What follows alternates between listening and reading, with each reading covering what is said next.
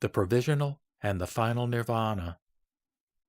Beings, because of their great ignorance, born blind, wander about. Because of their ignorance of the wheel of cause and effect, of the track of ill. In the world, deluded by ignorance, the Supreme All-Knowing One, the Tathagata, the Great Physician, appears, full of compassion. As a teacher, skilled in means, he demonstrates the good Dharma. To those most advanced, he shows the Supreme Buddha enlightenment. To those of medium wisdom, the leader reveals a medium enlightenment. Another enlightenment, again, he recommends to those who are afraid of birth and death.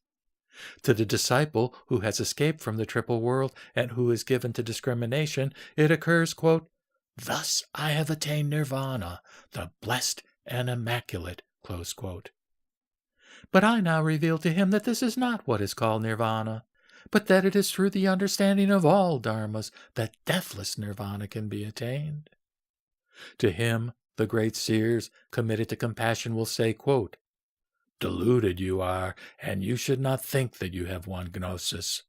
When you are inside your room, enclosed by walls, you do not know what takes place outside, so tiny is your mental power. When you are inside your room, you do not know what people outside are doing or not doing, so tiny is your mental power. You cannot hear a sound 5 miles away, how much less one that is still further distant? Whether others are well or badly disposed toward you, that you cannot know. How can you be so conceited? When you have to walk for only a kos, you cannot do so without a beaten track.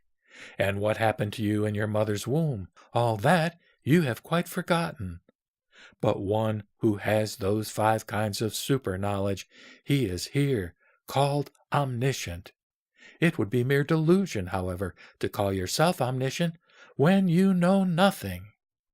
If you wish to win omniscience, then you should aspire to super-knowledge, and then reflect in the forest on the emission of the super-knowledges, the pure Dharma by which you will gain the super-knowledges." Close quote. When he has grasped the meaning of this advice and gone to the remote forest, he will reflect, well concentrated. Before long he attains the 5 super-knowledges, endowed with virtues.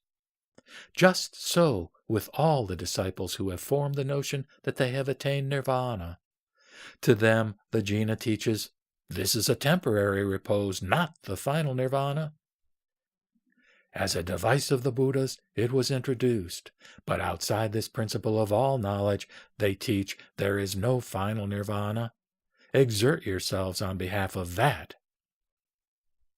The absolute cognition of the 3 periods of time and the 6 lovely perfections, emptiness, the signless, the shedding of plans for the future, the thought of enlightenment, and all the other dharmas which lead to Nirvana, be they with or without outflows, tranquil and like empty space, what has been taught as the 4 stations of Brahma and as the 4 means of conversion, all that the 4 seers have proclaimed for the purpose of disciplining beings.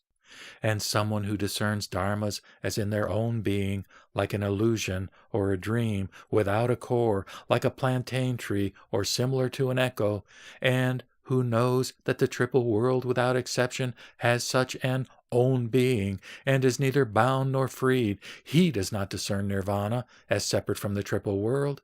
He knows that all dharmas are the same, empty, essentially without multiplicity. He does not look toward them, and he does not discern any separate dharma. Then, greatly wise, he sees the dharma body completely. There is no triad of vehicles, but here there is only one vehicle. All dharmas are the same, all the same, always quite the same. When one has cognized this, one understands Nirvana, the deathless and blessed.